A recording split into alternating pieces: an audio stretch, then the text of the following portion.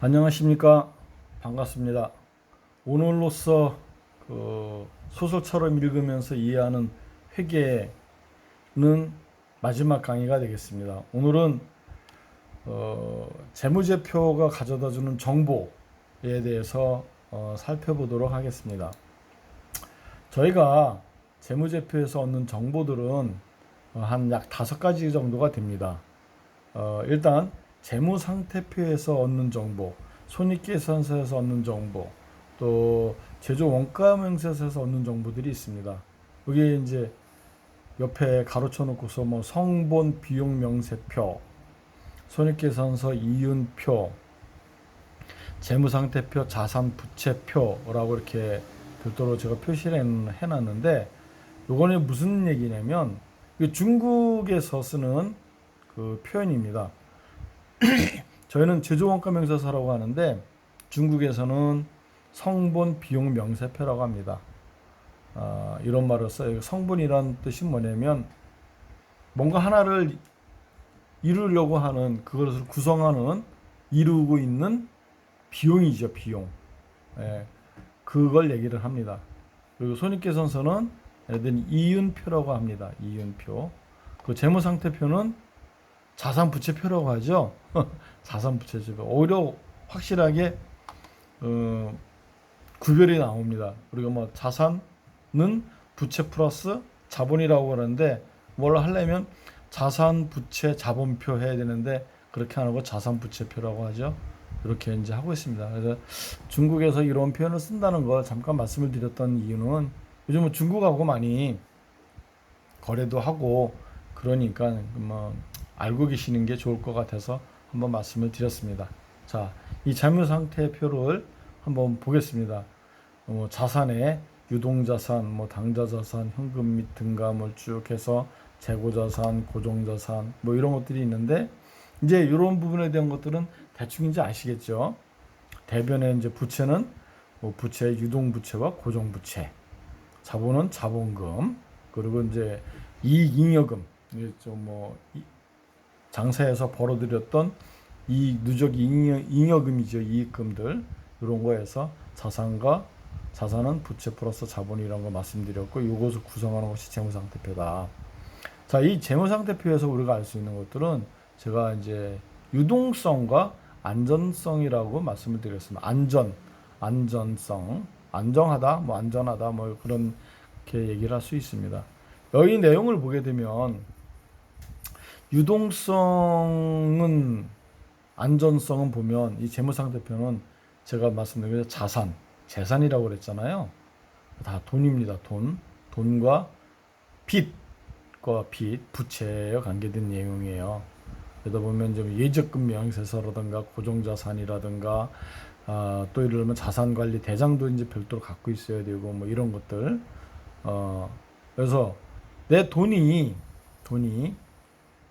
얼마나 지금 갖고 있는지, 또 부채는 얼마나 있는지, 내가 이 부채를 갚을 수 있는, 바로 현금에서 갚을 수 있는 이런 자산들은 얼마나 갖고 있는지, 이 현금에 대한, 자금에 대한 유동이 어떻게 되느냐, 그런 걸 보기 위해서 보는 게 유동성입니다.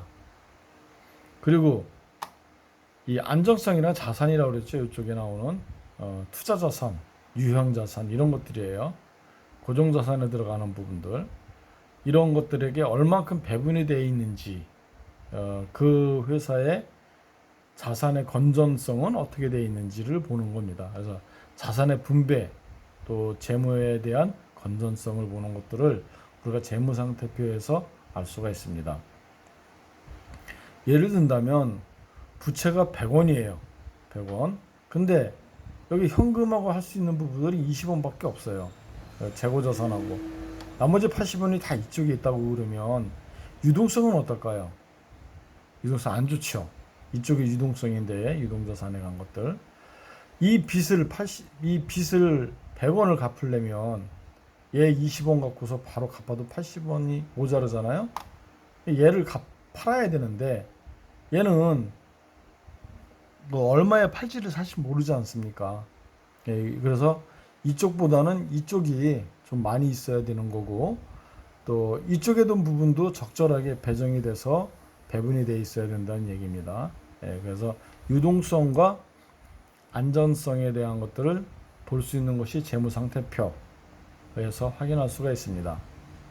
두 번째, 손익계산서를 보겠습니다. 손익계산서는 매출액입니다. 그 원가도 나오고 이익, 손익 말 자체가 손해를 받는지 수익을 냈는지 그게 해서 그게 중요하겠죠. 얼마를 벌었느냐는 게 중요합니다. 그러다 보니까 이 매출액은 뭘 알 수 있습니까? 우리가 성장성을 볼 수 있습니다. 이 회사는 매년 뭐 100원, 120원, 뭐 150원, 200원 이렇게 매출액이 꾸준히 늘어나. 이 성장성은 괜찮죠. 매년 뭐 10%, 20%씩 꼭 성장한다고 얘기할 수 있습니다. 매출액을 갖고 얘기를 할 수 있죠. 이 회사는 성장성으로는 아주 좋아. 근데 수익은 꽝이야. 수익성은. 여기도 알 수 있죠. 여기 보면 영업이익이라고 그랬죠. BEP. 수익이 안 좋아. 수익이 안 좋다는 얘기는 비용이 많다는 거예요. 비용이 많은 건 이 원가와 판관비 쪽에 많이 나간다는 얘기겠죠. 그러니까 영업이익이 안 좋은 거예요. 또는 영업이익은 괜찮은데 경상이익이 안 좋아. 이 얘기는 뭐냐? 이 이자가 엄청나게 나간다는 거죠. 차입금이 많다는 얘기입니다. 그러면 회사가 회사는 성장을 잘해. 그런데 영업이익을 보니까 또 영업이익도 괜찮게 나와. 그런데 뭐야? 차입금이 엄청나게 많았고 이자를 엄청나게 나오는구나. 그래서 경상이익이 안 좋은 거야. 이 회사는 과연 좋다고 얘기할 수 있을까요? 차입금으로 인해서 나중에 무슨 문제가 생길 수 있습니다. 만약에 회사가 은행이 차입금을 한꺼번에 회수를 한다고 그러면 이 회사 뭐 무척 어려울 수 있겠죠. 그런 부분도 있습니다. 아까 차입금에 대한 회수하는 부분에 대한 거는 그 대체대조표에 나오는 재무상태표죠. 거기에 나오는 유동성에 대한 부분에 대해서도 이제 말씀을 드렸지만 이 손익계산서에서 볼 수 있는 그 성장성과 수익성에 대한 개념도 같이 연계해서 생각할 수 있다고 할 수 있습니다. 그러면 이 손익계산서를 보는 건 뭐냐? 성장성 매출과 수익성 이익을 보니 여기선 비용 관리를 통한 영업이익을 극대화시키는 거다. 비용 관리. 이렇게 해서 성장성과 수익성을 볼 수 있습니다. 그 다음에 이제 저희가 제조원가 명세서는 전부 다 이제 비용이죠, 사실은. 비용, 원부 재료비, 노무비, 제조 비용이 다 나갑니다. 그래도 다 나가는데 얘네는 뭐를 보냐면 원가가 참 얼마나 좋으냐. 수율이 우리가 원재료 수급을 관리를 하면서 그 단위당 생산량 뭐 이런 것들이 얼마나 좋으냐 이런 얘기를 하고 수율이 얼만큼 나오고 좋으냐는 얘기를 해요. 그래서 로스 관리를 얼마나 잘하느냐는 얘기를 합니다. 가장 중요한 것들이 제조원가명세서에서 볼 수 있는 건 생산성이에요. 생산성을 볼 수 있는데 이 재료 여기에서만 보면 생산성에 대한 것들을 잘 볼 수는 없습니다, 사실. 그래서 별도의 내부 자료들이 필요합니다. 뭐 그런 자료들을 별도로 이제 봐야 되거든요. 그래서 회사가 갖고 있는 기계 장치에 대한 생산 캐파 그리고 생산 일부를 보면서 거기에 나오는 단위당 시간, 뭐 수량, 뭐 버려서 나오는 불량률 뭐 이런 것들을 전부 다 따져서 비용을 관리를 하는 거예요. 그래갖고 생산성을 높이는 거죠. 그래서 생산 원가, 비용 관리를 극대화시켜서 시키는 작업이다. 생산성입니다. 그래서 이 지금까지 했던 것들을 좀 보면서 세 가지 말씀드렸지 않습니까? 재무제표에는 재무상태표, 대체대조표라고 한다. 손익계산서, 제조원가명세서 여기에서 이제 볼 수 있는 것들이 그 우리가 얘기하는 유동성, 안정성은 대체대조표에 나와 있는 그런 자산과 부채에 대한 것들을 볼 수 있고 손익계산서에서는 수익성, 그렇죠? 수익성과 성장성을 볼 수 있다고 그랬죠. 그다음에 이제 원가명세서에는 생산성을 볼 수 있는데 그렇게 해서 보통 보는 것들이 우리가 이제 5가지를 봅니다. 재무제표를 통해서 알 수 있는 것들이. 제조업이 아닌 경우에는 그 생산성을 빼고 가장 이제 중요한 것들이 재무상태표하고 손익계산서가 나오는 거겠죠. 그래서 이제 우리가 얘기하는 유동성, 안정성, 성장성, 그리고 수익성, 이 4가지를 기본적으로 재무제표를 통해서 우리가 정보, 인포메이션을 알 수가 있습니다. 여러분들도 이러한 부분에 대한 개념을 디테일한 것까지는 알 필요는 없지만 전체적인 윤곽은 알고 계셔야 된다는 차원에서 제가 회계의 숲을 말씀을 드렸습니다. 회계의 숲을 말씀을 드렸고, 모쪼록 이 8강까지 하면서 두서 없이 제가 이렇게 말씀을 드렸지만, 이렇게 하다 보면 이제 믹싱된 것들도 있고 반복된 것들도 있을 거예요. 그런 것들이 어느 한순간에 쭉 머릿속으로 참 나름대로 정립이 다 될 겁니다. 그래서 새롭게 이제 회계가 비전문인 신입사원들도 어떻게 회계 업무를 할 수도 있고, 또 회계 업무에 관계된 것들을 보조를 할 수도 있습니다. 요즘 나오는 회사의 ERP라는 것들이 있기 때문에 그런 기본적인 지식들을 좀 알고 있어야 되는 거. 또 타부서에 있는 사람들도 알 수 있는 것들에 대한 것들도 좀 알고 있어야 된다는 거 말씀을 드렸고, 또 뭐 연구직에 있는 사람이라면 기본적으로 연구개발비와 경성연구개발비는 뭐 이 정도 된다.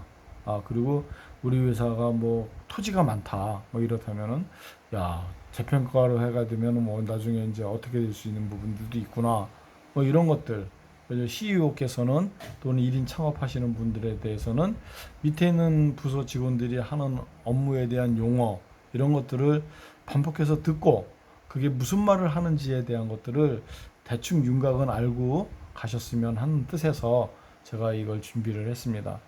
저는 서두에서 말씀을 드렸지만 그 회계에서 세무사 자격증이라든가 회계사 자격증을 갖고 있지는 않습니다.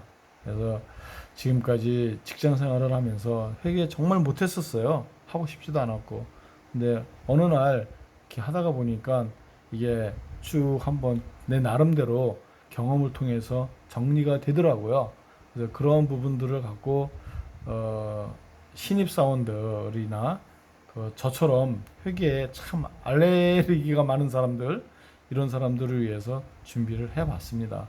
모쪼록 저의 이런 강의가 도움이 되었었으면 하는 바람으로 여기까지 강의를 마치고 여기까지 같이 와 주신 분들에게 대단히 고맙습니다. 네, 감사합니다.